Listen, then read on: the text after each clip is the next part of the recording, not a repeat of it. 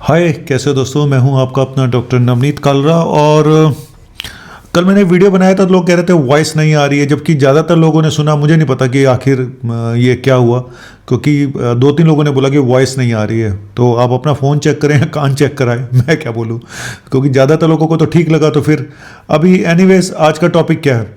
आज का टॉपिक है, पहली चीज़ कि क्या सच में आपको एंग्जाइटी डिसऑर्डर है और एंग्जाइटी होती क्या है, और दूसरा कि बेस्ट मेडिसिन एंग्जाइटी की कौन सी है।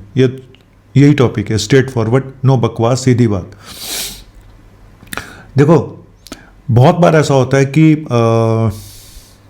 जब हम ये बोल तो देते हैं कि इसको एंग्जाइटी डिसऑर्डर है ना। कब बोलना चाहिए एंग्जाइटी? जब सिम्टम 6 महीने से ज़्यादा हों। पहली चीज़ तो ये कि 6 मंथ से ऊपर हो चुके हैं, सिम्टम परसिस्ट कर, वो भी बताऊंगा कि आखिर सिम्टम्स क्या होते हैं। और लेकिन सबसे बड़ा इशू वही है कि क्या ये सचमुच एंग्जाइटी ही है, क्या कुछ और नहीं हो सकता है। कौन सी ऐसी बीमारियां हैं जो लगती एंग्जाइटी जैसी हैं पर एंग्जाइटी नहीं है, एंग्जाइटी डिसऑर्डर नहीं है, निकला कुछ और।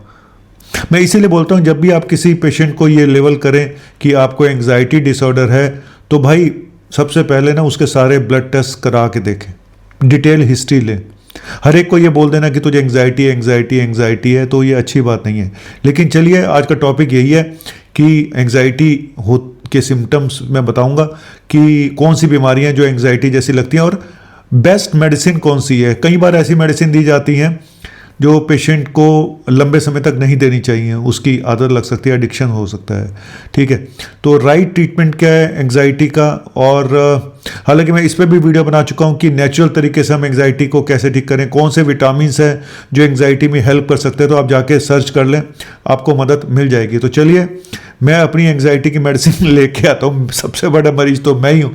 आप बने रहिए, आप कहीं मत जाइएगा, मैं आया और गया।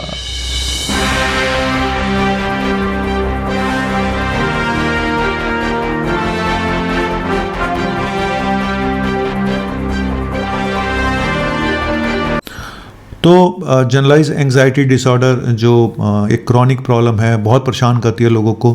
और सबसे बड़ा एग्जांपल तो मैं ही बैठा हूँ। मैं तो हमेशा बोलता हूँ, मैं अपनी ज़िंदगी के राज बताता हूँ। तो मुझे एंग्जाइटी डिसऑर्डर बचपन से ही था, मुझे बाद में पता चला। और वो जब एग्रीवेट कब हुआ, जब कोई ऐसी सिचुएशन लाइफ में आती है तब ये बढ़ जाता है। जैसे कि मैं जब मेडिकल कॉलेज में एंटर किया, तो हम क्योंकि मैं हिंदी मीडियम का पढ़ा हुआ था और वहाँ पर इंग्लिश मीडियम था, तो एकदम से भौतिक विज्ञान से हम और जीव विज्ञान से हम कहीं और पहुंच गए। तो एंग्जाइटी होनी थी। और मेरे ऐसे कितने बच्चे हैं जिनको एंग्जाइटी सिर्फ इस वजह से होती है कि उनको इंग्लिश अच्छी नहीं आती थी और आती है। चलिए, अलग टॉपिक है। मैंने बताया कि मेरी एंग्जाइटी का रीज़न ये था, और वहाँ का स्ट्रेस बहुत था, बहुत टॉक्सिसिटी बहुत थी वहाँ पे। लखनऊ में मेडिकल कॉलेज में क्या, हर मेडिकल कॉलेज में टॉक्सिसिटी बहुत है, टॉक्सिक लोग बहुत हैं जो आपको परेशान करते हैं। चलिए, इस टॉपिक पे बात नहीं करूँ। एंग्जाइटी के सिम्टम्स क्या होते हैं? हर समय नर्वस फील करना, हर समय चिंता लगी रहना, हर समय आप किसी न किसी टेंशन में रखते हो, हर समय नेगेटिव थॉट्स आते हैं, यार ऐसा ना हो जाए, वैसा ना हो जाए, वो कहीं मैं उससे जाऊं तो वो आजकल जैसे हवाई जहाज़ से जाऊंगा मैं बाई एयर, तो कहीं एक्सीडेंट ना हो जाए। तो इस तरह के डर, फियर और चिंताएं ये मन में बैठ जाती हैं। कहीं पे आप किसी भी चीज़ पे आप फोकस नहीं कर पा रहे हो, डिफ़िकल्टी है, आपको कंसंट्रेट नहीं कर पा रहे हो, और नींद की प्रॉब्लम्स हो रही हैं, हार्ट बीट फास्ट हो जाती है, एकदम से पसीना आ जाता है, हाथ पैर कांपने लग जाते हैं, और इसके साथ साथ कभी कभी सांस लेने में भी दिक्कत होती है, और कुछ डाइजेस्टिव इश्यूज भी शुरू हो गए हैं, डायरिया है और स्टमक में प्रॉब्लम रहती है।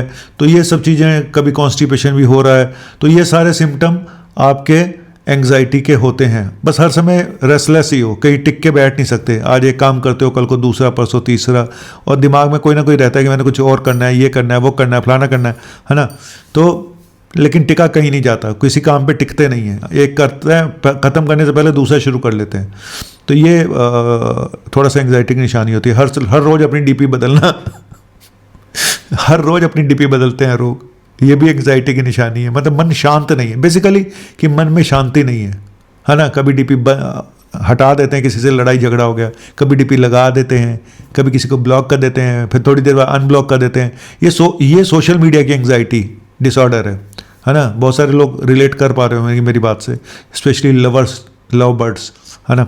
चलिए अब मैं बताऊंगा आपको वो बीमारियां जो लगती तो एंग्जाइटी जैसी हैं लेकिन है नहीं, जैसे हाइपरथायराइडिज्म, जहाँ पे हार्मोन्स बढ़ जाते हैं, तो उसमें भी सेम इसी तरह की पिक्चर आती है।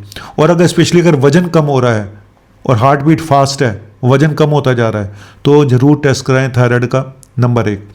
दूसरी बीमारी है एड्रीनल इंसफिशिएंसी, एड्रीनल फटीग, जहाँ थकान रहती है, बीपी लो रहता है, घबराहट बेचैनी होती है, वो भी इसी तरह की है, तो वहाँ पे सीरम कोर्टिसोल का टेस्ट करा के देख लेना चाहिए। तीसरा आईबीएस, इरिटेबल बाउल सिंड्रोम, पेट में, है ना, है पेट की प्रॉब्लम, लेकिन उससे भी लोगों को एंग्जाइटी हो जाती है, पेट में गैस बन गई तो घबराहट हो गई, बेचैनी हो गई। तो यहाँ पे थोड़ा सा प्रॉब्लम है कि कई बार एसोसिएटेड एंग्जाइटी होती है आईबीएस के पेशेंट में, ये तो मैं पहले ही बता चुका हूँ कि गट और ब्रेन की एक एक्सिस होती है, लेकिन डोमिनेंट क्या है, आईबीएस डोमिनेंट है या एंग्जाइटी डोमिनेंट है, यही तो बात है। इसके लिए ना बहुत एक्सपीरियंस चाहिए, बहुत पढ़ाई चाहिए, ठीक है। और कुछ हार्ट कंडीशंस भी ऐसी होती हैं, सबसे बड़ा रिस्क मुझे हार्ट वाले पेशेंट्स में आता है। मैं आज आपको एग्जांपल बताऊंगा कि एक पेशेंट था फीवर का, और मैं ज़िंदगी भर भूल नहीं सकता हूँ इस पेशेंट को। और मुझे किसी हॉस्पिटल ने बुलाया था, आज से 17-18 साल पुरानी बात है। फीवर था पेशेंट को, और फीवर को घबराहट हो रही थी, तो उन्होंने मुझे बुलाया कि आप देख लो। तो मैंने कहा कि भाई ये ईसीजी करा के देख लो। तो उस समय उनके पास ईसीजी मशीन ख़राब पड़ी हुई थी, तो उन्होंने कहा ठीक है सर, हम अभी थोड़ी देर में करा लेंगे। उन्होंने नहीं कराया, और फीवर का पेशेंट था, नॉर्मल यंग पेशेंट था। और मैं चला गया उसकी बोल के कि ईसीजी मुझे बता देना भाई, हो गया तो ठीक है, नहीं है तो शाम को पता चलता है कि उसको कार्डियक अरेस्ट हो गया, और पेशेंट को वहाँ से शिफ्ट करना पड़ा, और बाद में उसकी शायद डेथ भी हो गई। तो ये हार्ट की प्रॉब्लम होती है, जैसे कई बार अनस्टेबल एंजाइना है, हार्ट अटैक है, कई बार वो घबराहट बेचैनी करके प्रेजेंट करता है। स्पेशली शुगर के पेशेंट में साइलेंट इस्कीमिया होता है, सिर्फ घबराहट करते रह जाते हैं। तो बहुत ध्यान रखना पड़ता है भाई, सच्चे। अगर अंडरलाइन कोई प्रॉब्लम्स है ना, शुगर है, बीपी है, कोलेस्ट्रॉल है, तो ये घबराहट को वो मत लो हल्के में। कई बार सीओपीडी के पेशेंट में घबराहट हो जाती है, CO2 narcosis, CO carbon dioxide बढ़ गई तो घबराहट पेशेंट करते हैं, और एकदम से टपक भी जाते हैं, बेचारे चले जाते हैं। ऐसे ही अस्थमा के पेशेंट में कई बार पता ही नहीं चलता कि कई बार मैंने देखा कि अस्थमा का पेशेंट को एंग्जाइटी बना देता है, और एंग्जाइटी के पेशेंट को अस्थमा, दमा, है ना। और कई बार एसोसिएटेड एंग्जाइटी तो किसी भी बीमारी में हो सकती है, वो अस्थमा में भी हो सकती है, लेकिन बहुत क्लिनिकली आपको पैनी निगाह चाहिए अस्थमा, दमा और एंग्जाइटी के सिम्टम में, ठीक है। दोनों में सांस फूलेगी, आप कहोगे ये तो एंग्जाइटी से है। मैंने ज़्यादातर पेशेंट में देखा कि एंग्जाइटी को अस्थमा बना दिया गया, उल्टा बना दिया गया, कि उनकी सांस फूल रही है तो डॉक्टर ने उसको वो लिख दी, डेरिफाइलिन लिख दी, है ना, ब्रोंकोडायलेटर लिख दिए, नेबुलाइजर दे दिया, उससे खा के और घबराहट होती है, वो उनसे पल्स फास्ट हो जाती है, तो पेशेंट क्या ठीक होगा, पेशेंट और ख़राब होगा। तो इसीलिए एक्सपीरियंस, क्लिनिकल जो आप कैसे उसको अप्रोच करते हैं बहुत ज़रूरी है। कई बार इनका कोई टेस्ट नहीं होता, सच बताऊं, एंग्जाइटी का कोई टेस्ट नहीं होता। एंग्जाइटी सिर्फ आप डायग्नोस कर सकते हो। कुछ एंग्जाइटी के टेस्ट भी होते हैं, अगर आप ऑनलाइन देना चाहो एंग्जाइटी डायग्नोस करने के, तो टेस्ट भी होते हैं, है ना। तो उस टेस्ट को देखे, मेरे पास एक टेस्ट की प्रोटोकॉल वो है, परफॉर्मा, क्या बोलते हैं उसको, पता नहीं, जो भी है तो मैं आपको दिखा सकता हूँ, लेकिन उस तरह के क्वेश्चन आंसर होते हैं। आप ऑनलाइन जाएंगे, एंग्जाइटी के टेस्ट होते हैं, आप उसमें टिक टिक टिक टिक करते जाइए, तो उसमें कई बार फिर स्कोर आएगा आपका, तो स्कोर से बता देंगे माइल्ड है, मॉडरेट है, एंग्जाइटी कैसी है, ठीक है। तो उस हिसाब से आप पेशेंट खुद अपने आप को डायग्नोस कर सकते हैं वहाँ बैठ के। तो चलिए अब बताता हूँ मैं वो टॉपिक कि आखिर बेस्ट ट्रीटमेंट क्या है एंग्जाइटी का, ठीक है। चलिए शुरू करते हैं उसकी मेडिसिन, जो मेरा मेन टॉपिक था कि बेस्ट मेडिसिन कौन सी हैं एंग्जाइटी न्यूरोसिस की। ऐसे 4-5 ग्रुप की मेडिसिन मैं बताऊंगा, और हमें मेडिसिन सेलेक्ट करनी पड़ती है पेशेंट प्रोफाइल देख के, है ना। पेशेंट बूढ़ा है, जवान है, काम करने वाला है, उसको नींद नहीं आनी चाहिए या नींद आनी चाहिए, बड़ी सारी चीज़ों पे डिपेंड करता है। पेशेंट को नींद नहीं आती है या आती है, उसको भूख कैसे लगती है, कॉन्स्टिपेशन है, डायरिया है, बहुत सारी चीज़ें देख के आपको डिसाइड करना पड़ता है पेशेंट की ट्रीटमेंट पे। तो सबसे पहला ग्रुप है जो बेस्ट मेडिसिन है एंग्जाइटी के लिए, वो है SSRI। तो SSRI selective serotonin reuptake inhibitor, इसमें आती है मेडिसिन एसिटेलोप्रेम, सर्टालिन, पैरोक्सिटिन, है ना, फ्लूएक्सेटिन। तो ये बेस्ट मेडिसिन है। लेकिन ज़्यादातर जो लोग एंग्जाइटी की दवाइयाँ देते हैं वो बेंजोडाइजेपिन ज़्यादा देते हैं, जैसे ये एंटी जो सीजर वाली दवाइयाँ होती हैं, लाइक एल्प्रोजोलैम, क्लोनाजिपाम, एटिजोलैम। ठीक है, ठीक है, ये दवाइयाँ शॉर्ट टर्म में शुरुआती फेज़ में देनी पड़ती हैं। ठीक है, जैसे हमने मॉर्निंग में दे दी SSRI और रात को मैं दे देता हूँ सपोज मैं क्लोनाजिपाम। लेकिन हमें ये बेंजोडाइजेपिन है या इस तरह की लोराजिपाम है, ये दवाइयाँ हमें 3 से 4 हफ्ते तक ही देनी चाहिए। इसके बाद इसको बंद कर देना चाहिए, धीरे धीरे इसको बंद कर दें। SOS बेसिस पे रखें भाई, लेनी तुम्हें SSRI है अपनी जो भी एसिटोलोप्राम पेरोक्सिटिन, लेकिन जब जरूरत पड़े तब ये लेनी है। इसको लंबे समय तक नहीं देना क्योंकि इसकी आदत पड़ने का चांस रहता है, इसका फिर एडिक्शन हो जाएगा, फिर छूटना बहुत मुश्किल हो जाता है। और एल्प्रेक्स तो बहुत ही ख़राब मेडिसिन है, शुरू शुरू में हम देते थे जब नहीं आती थी, लेकिन अब हम एल्प्रोजोलैम को बिल्कुल नहीं देते क्योंकि इसकी आदत बहुत ज़्यादा और कई बार सुसाइडल टेंडेंसी भी देखी गई है एल्प्रेक्स के साथ।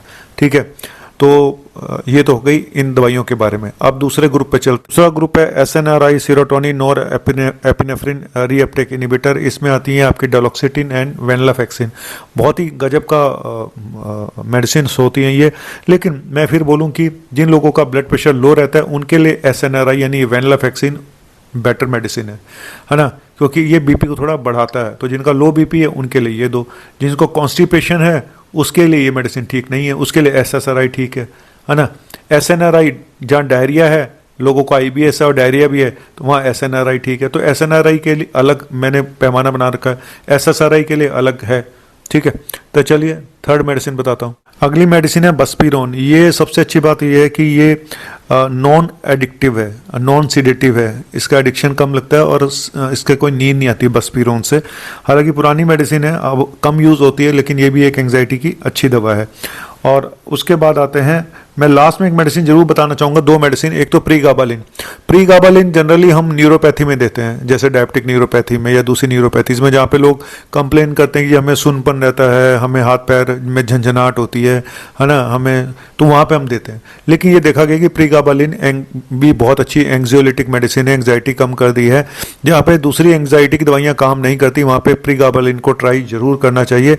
हाँ, इससे धीरे धीरे डोज बढ़ानी चाहिए, लेकिन कई बार इससे लोगों को टॉलरेंस पावर नहीं होती। कई बार कुछ लोग चक्कर की कहते हैं, जिसको खाने के बाद चक्कर आ जाते हैं, हमें नींद आती है। तो हर मेडिसिन हर एक को सूट करेगी, बस यही सबसे बड़ा सवाल है, कौन सी दवाई किसको सूट करेगी, यही सवाल है ना। चलिए लास्ट मेडिसिन है प्रोपेनोलोल। प्रोपेनोलोल दी जाती है जहाँ सिचुएशनल एंग्जाइटी है। जैसे मुझे होता था कि जब मैं एग्जाम देने जाता था मेरी हार्ट बीट बढ़ जाती थी, मैं वाइवा देने जाता था हार्ट बीट बढ़ जाती थी, तो वहाँ पे प्रोपेनोलोल ऐसी जगह पे दवाइयाँ ज़्यादा अच्छे ढंग से काम करती है। ये वाली प्रोपेनोलोल ये बीटा ब्लॉकर है। तो लेकिन जहाँ अस्थमा की पेशेंट्स प्रॉब्लम्स हैं, है ना, कुछ इस तरह की प्रॉब्लम है, तो वहाँ पे नहीं दी जा सकती। तो हर मेडिसिन आपको पेशेंट प्रोफाइल अलग तय करना पड़ता है। तो ये मैं आपको बताना चाहता हूँ।